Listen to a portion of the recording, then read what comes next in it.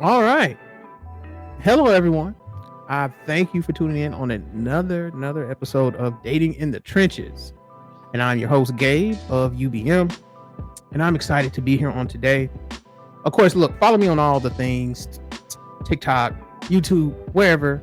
I just want to get right into this conversation. And maybe I'll have an end card at the end.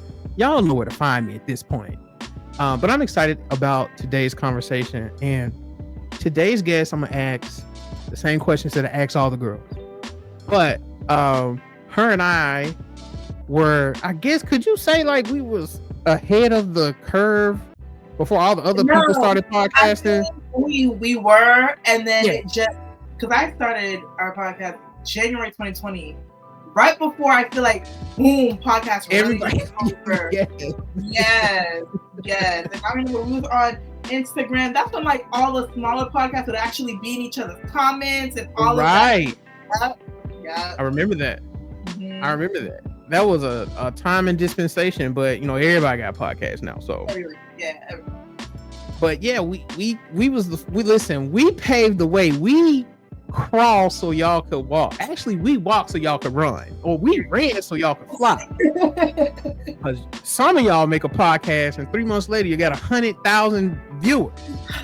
God bless y'all. It was us that started this, so give us a round of applause. But yeah, we just go way back, and I started this new series, and I thought she would be perfect, and she was open to being a guest on podcast. So I'm definitely happy to have Thati. Thati, thank you for being here. How are you? I am doing well. Thank you for having me. Good. So I'm gonna get straight into the questions.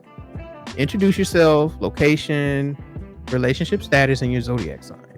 All right. So my name is Thati, also known as Thati J. I am from Boston, Massachusetts. Born and raised. I am currently single, and I am an Aries. You're an Aries? Oh my goodness. Lord, help us today. Man, we're just a little spicy, that's all. Y'all more a little spicy. Y'all are insane. He's like, I don't know why you single. She did not have the sense. She needed to go see the people, get on some medicine. Oh, not the people. No, you're good. Okay, so you are Aries. Yeah. What sign do you usually attract when you be dating these dudes? Okay, I've dealt with a Libra and I've dealt with a Sagittarius. I think the Sagittarius, my dad's a Sagittarius, and they always say like women go after men that are similar to their fathers. And that is very true with the Sagittarius. I had a little thing with like, he was very like, like fiery in himself, like very mad. And I need that because babe, we can't have no dim, calm. Like I need a little extra. So yeah, that's why like I would say my flirting language is talking shit. That's how I flirt.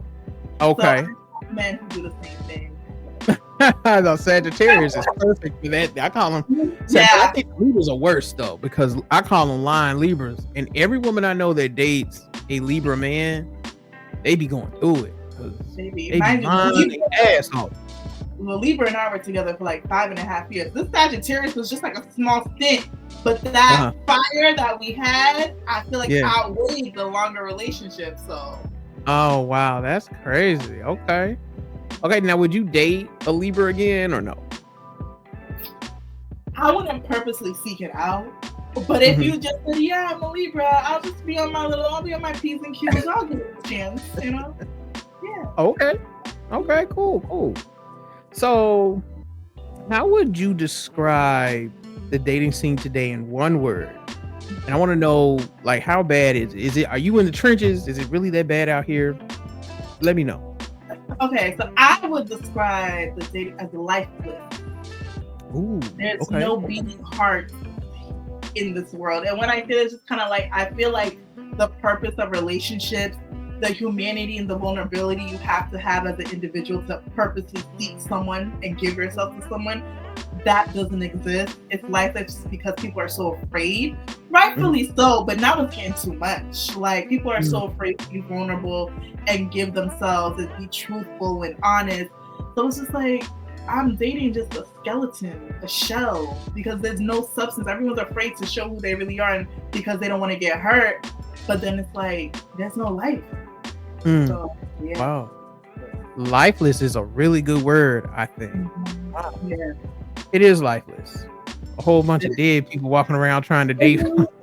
No, that's literally like zombies out here. Literally. It's The Walking Dead.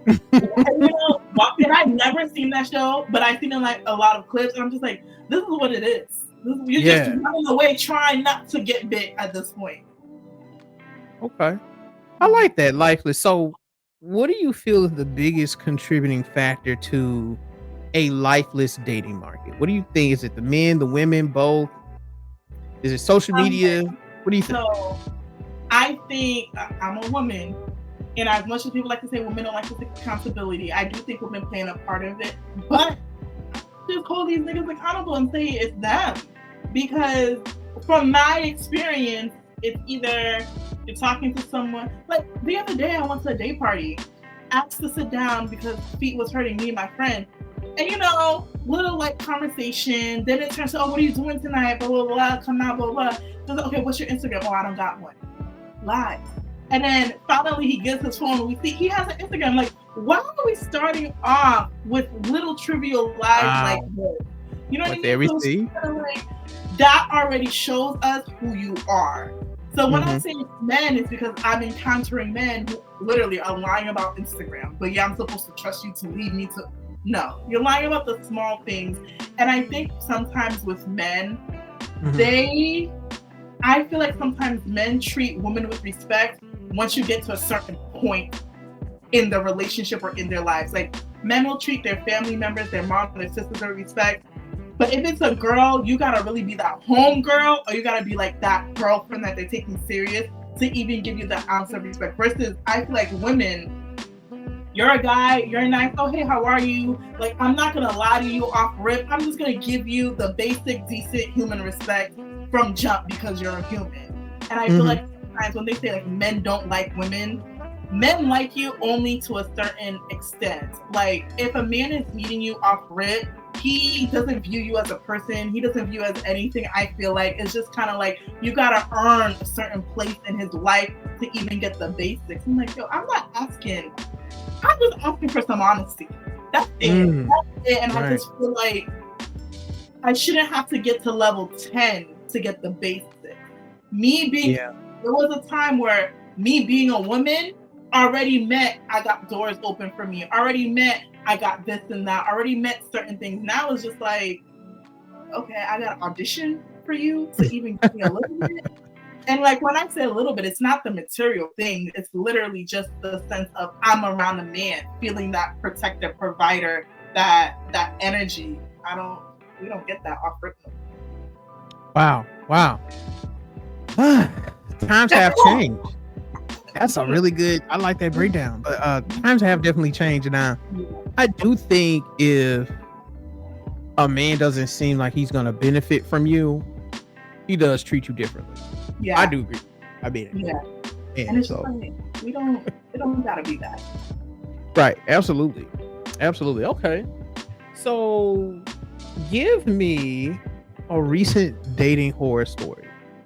What happened and how did it make you feel?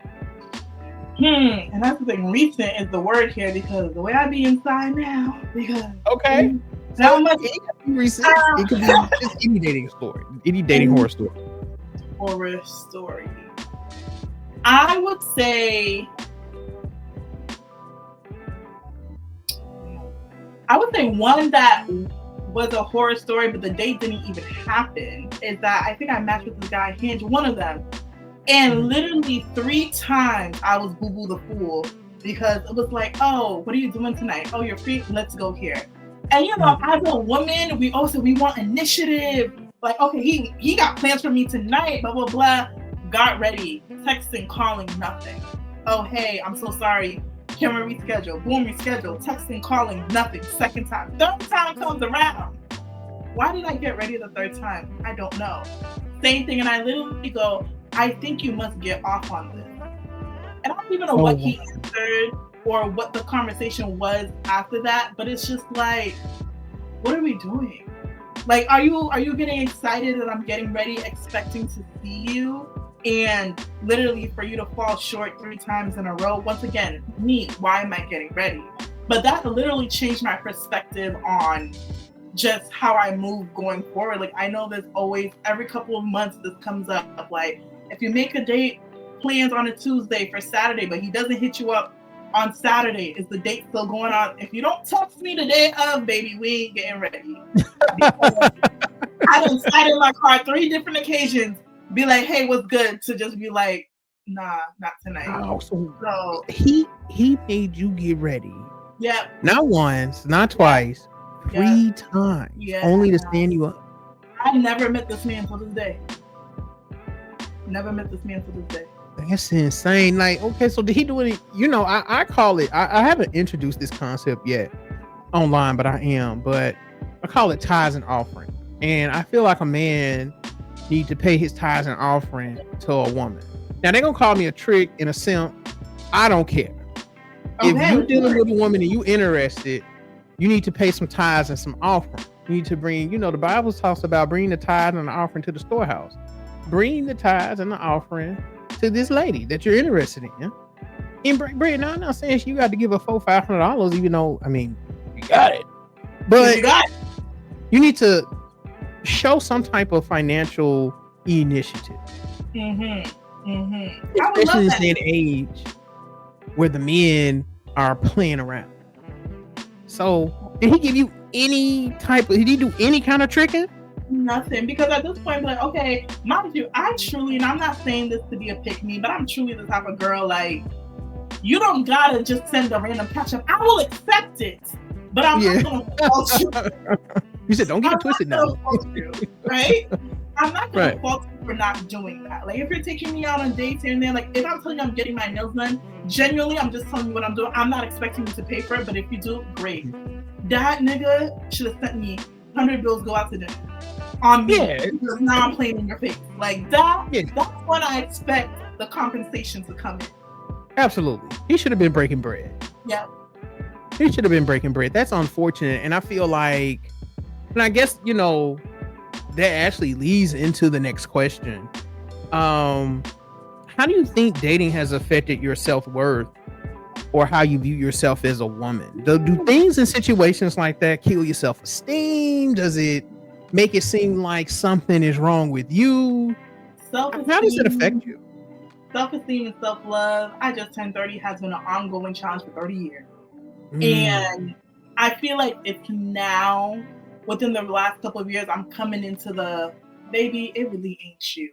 But I'm not gonna lie, situations like that happen, like, I've always been the bigger girl. I've always been plus size. I'm a size 14, 16 on a good day. You know what I mean? Like, I'm tall, I'm 5'10". Like, I'm not skinny, mini, petite package. Like, out of my friends, I'm the one that stick out just based on my stature and how I'm built. So seeing that and growing up and having my friends who are slimmer and shorter get picked a little bit more frequently than me, and mind you, it's not saying I don't get them, but just the ratio, especially growing up, it was a little bit more frequent for them. That definitely hit me. So when situations like this happen, I'm just like, wait, I literally go like, do I not, like, is he afraid that I'm too big? What type of pictures did I post on Hinge? This and that. So it's definitely taken a toll on me for sure. I'm not gonna lie. But more recently, and we were just having this conversation before we recorded, like, baby, Beyonce got cheated on. I don't got no chance in terms of, like, it's really not me. It's really not me. So it's like, I've stopped taking the accountability for men acting the way they do. And it's really, I feel like women take the accountability because men can't.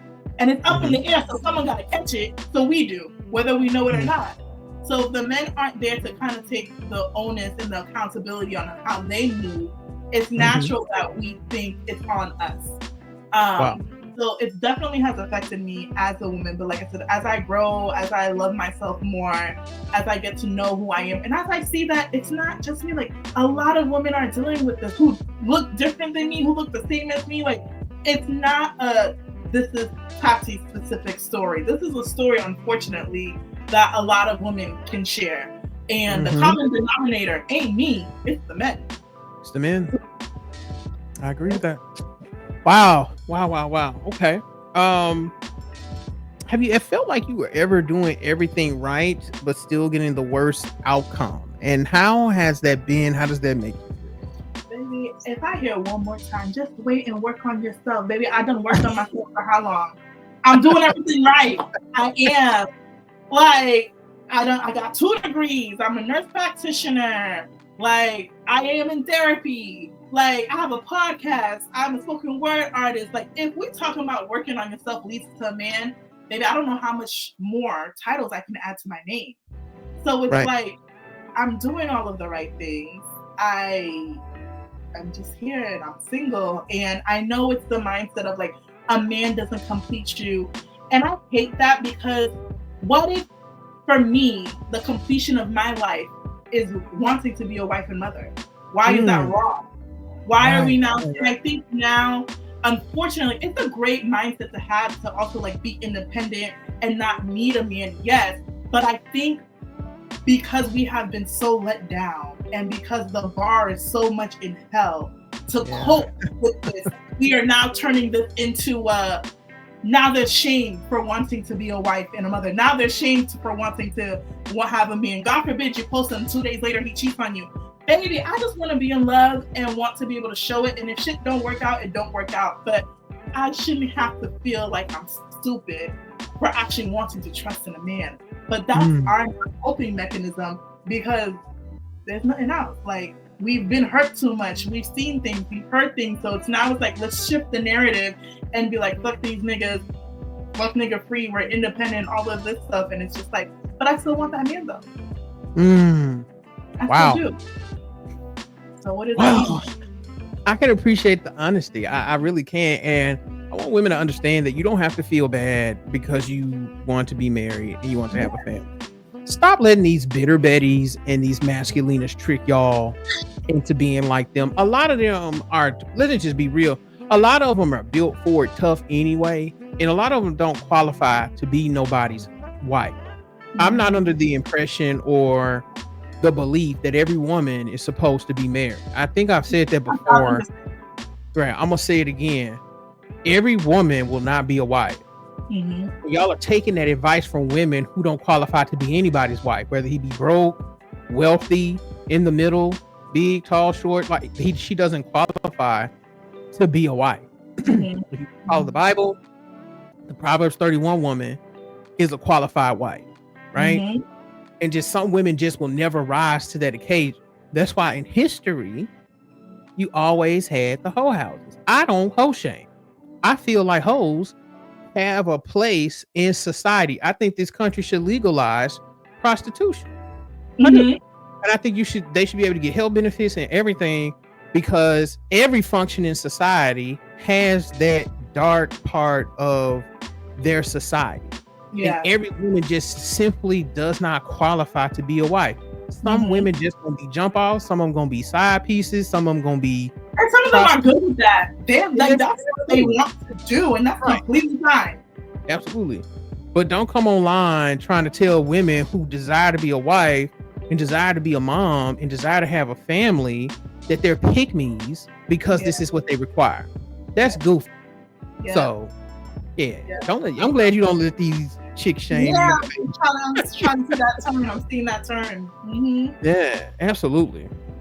So let's see. How do you feel like men today are looking for partnership or convenience? Convenience. Explain why.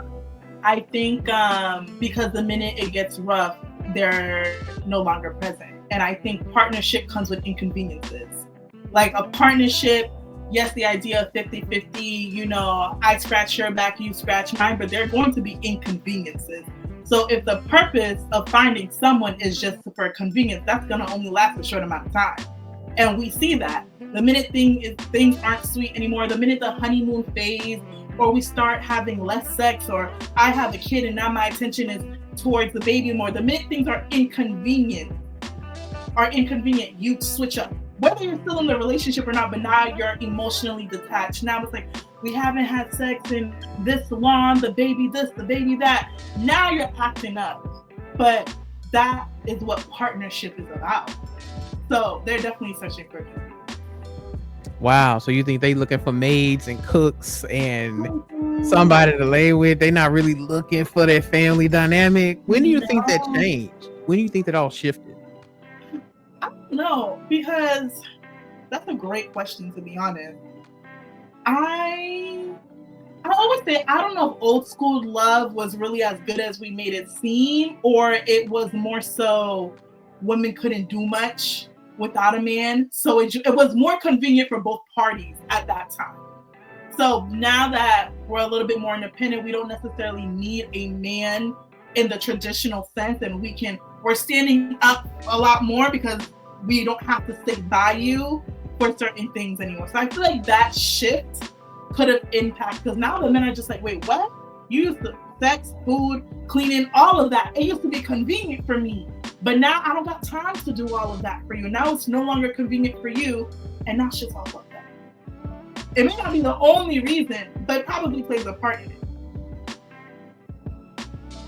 Okay, I can get with that. That's a really good answer. I like that. What's one boundary or belief you've had to reinforce more recently while dating?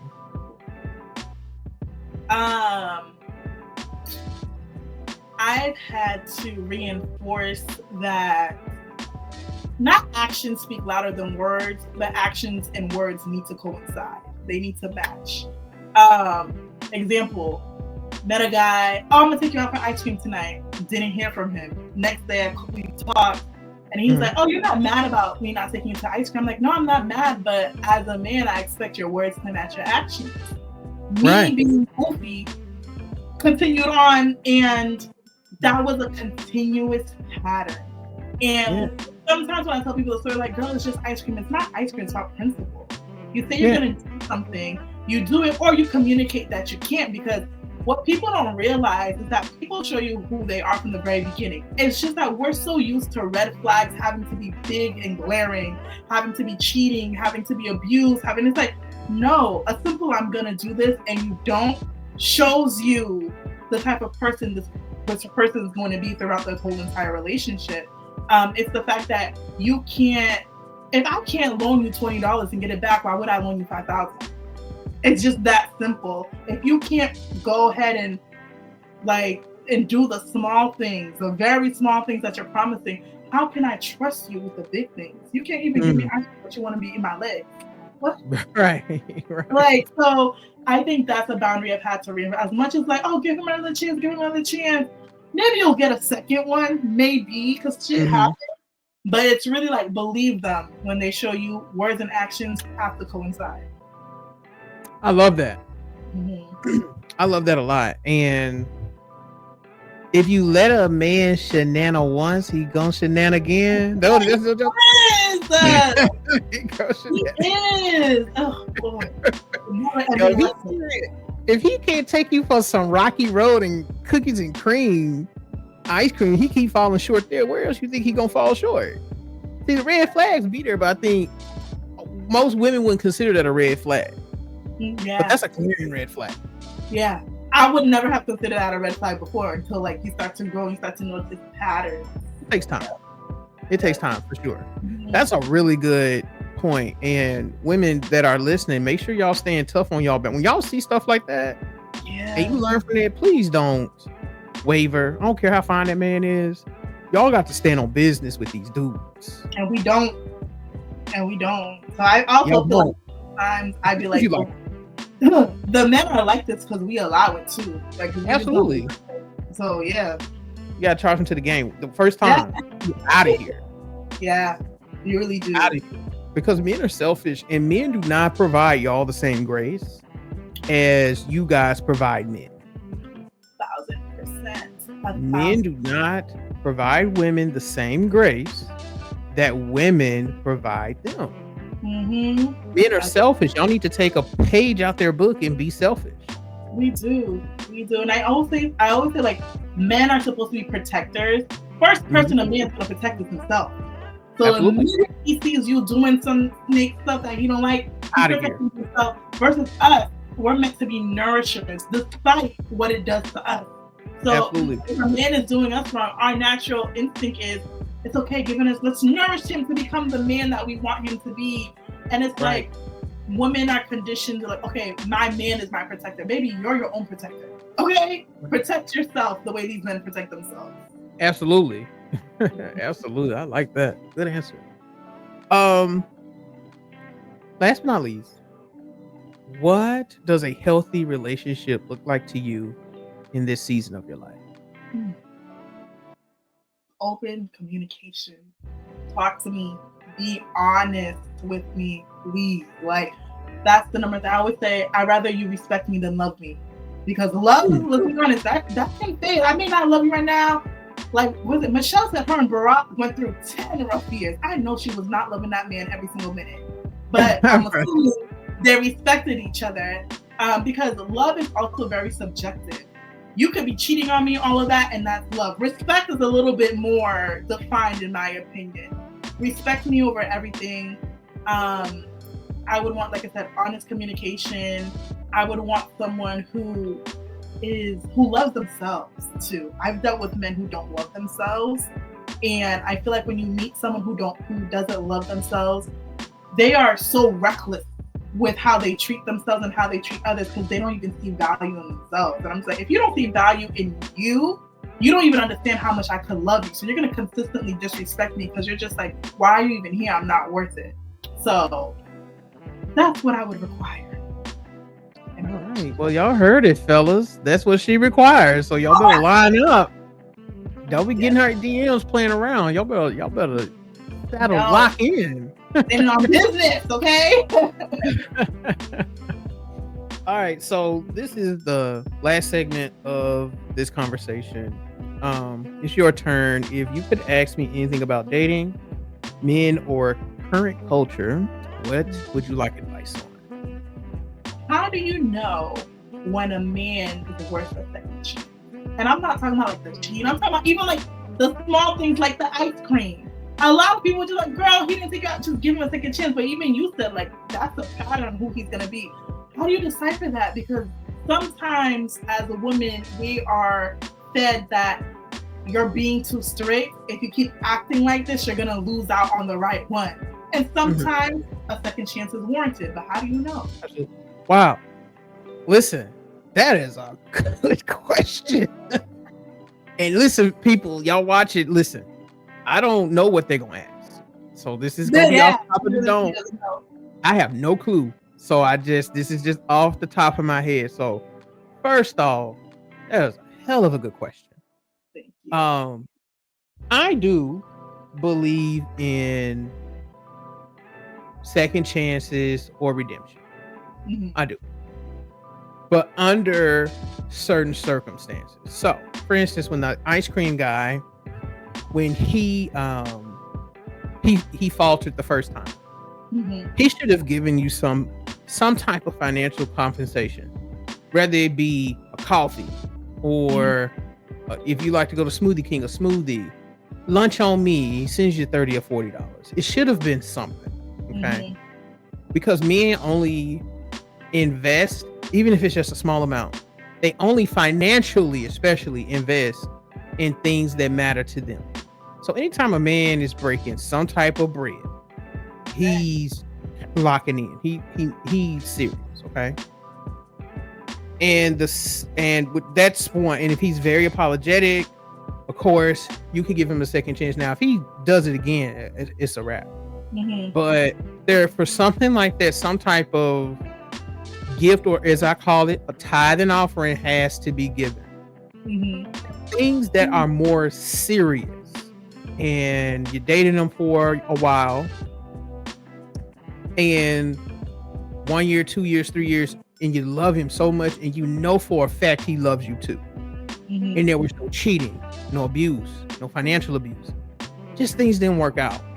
You need to determine if he has grown. And there are signs that you can see if a man has grown. The way he talks, the way he walks, the way he presents himself on and offline, the way or how people talk about him in that current time. And if he reaches out, and you go across his social media and you can see that there has been some type of growth, then you give that man a second chance. Okay. Sometimes when you're dating someone, it's not the right time. You need to grow and he need to grow. It just happens like that sometimes. Some people just aren't ready, and God has this person for you. Mm-hmm. It's just that the alignment hasn't quite met. Yeah. Now, again, he runs the risk of you moving on and finding somebody else, and you run the risk of him moving on and finding somebody else. Like it could not work out. But if you two do find yourself finding each other again and coming back together, you need to see if there were things he needed to clean up, has he cleaned those up? If it was a money issue, does he have a new job? Has he increased his income? Yeah. If it was a family thing, did he have a controlling mom? If his mom hasn't passed on, because I was thinking that too. If she ain't passed on or she not in the nursing home, does he have her under control now? Yeah. That's a really big one with a lot of relationships that don't work out. That is. And is he working on his spirit, man? Is his connection with God, his relationship with God, is it growing? A lot of times when people have problems in relationships, it starts spiritually. Those people are not spiritually aligned, and somebody is neglecting their spirit, man. So you need to see if he has worked on it.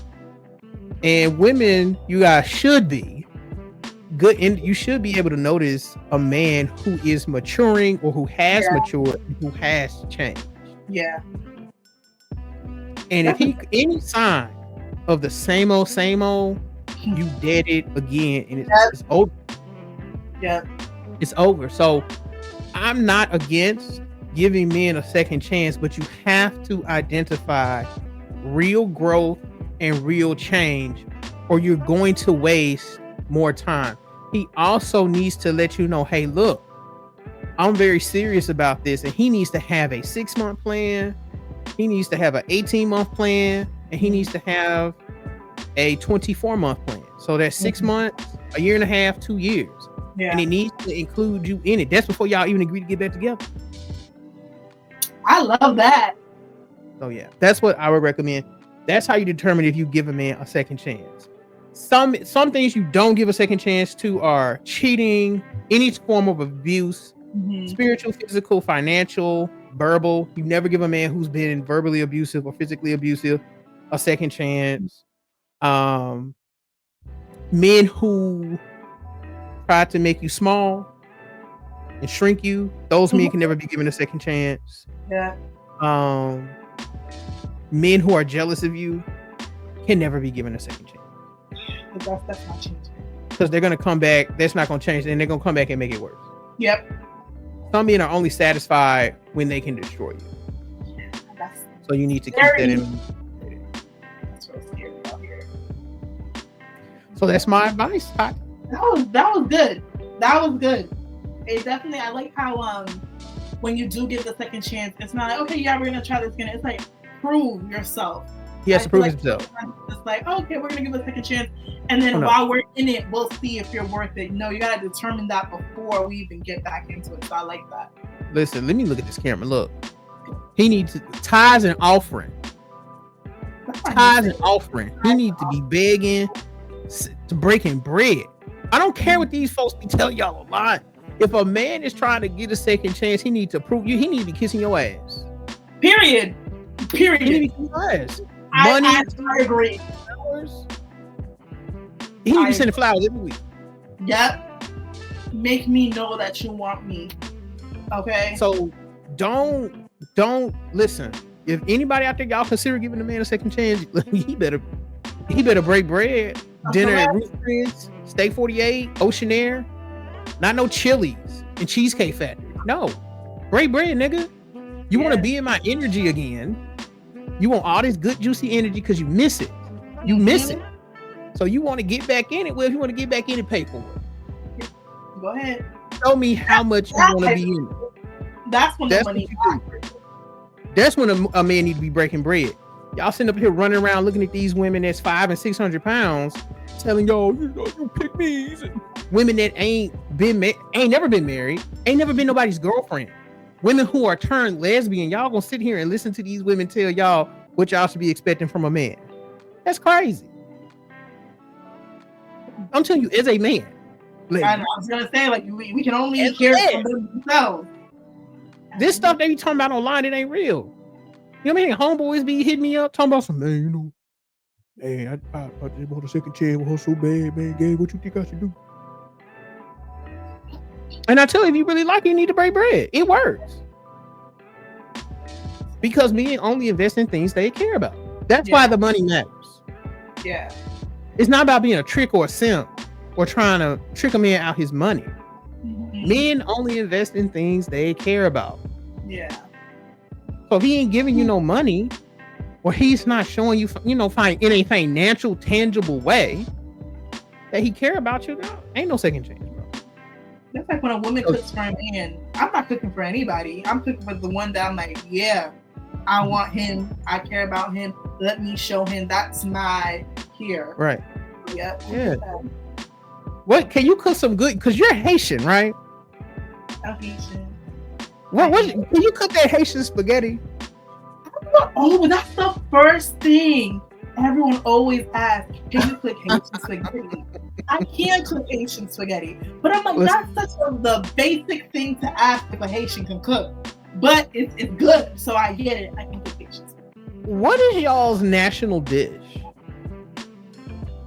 Like, officially, I don't know. Like, if it's logged somewhere, I don't know. But what people are going to say, definitely glio, like fried pork. And then with glio, you have to have banan, which is fried plantains. And with that, you have to have pickles, which is basically our spicy slaw.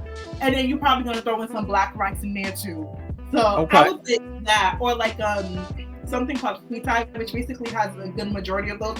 But like a platter full of fried food, basically. Okay. Platter. Listen, I'm from the South. I love fried food, but I'm trying to get some of this weight off me. So if you with a Haitian, get ready to gain. Oh, so steer clear of all Haitian women. Got it. Listen, wait.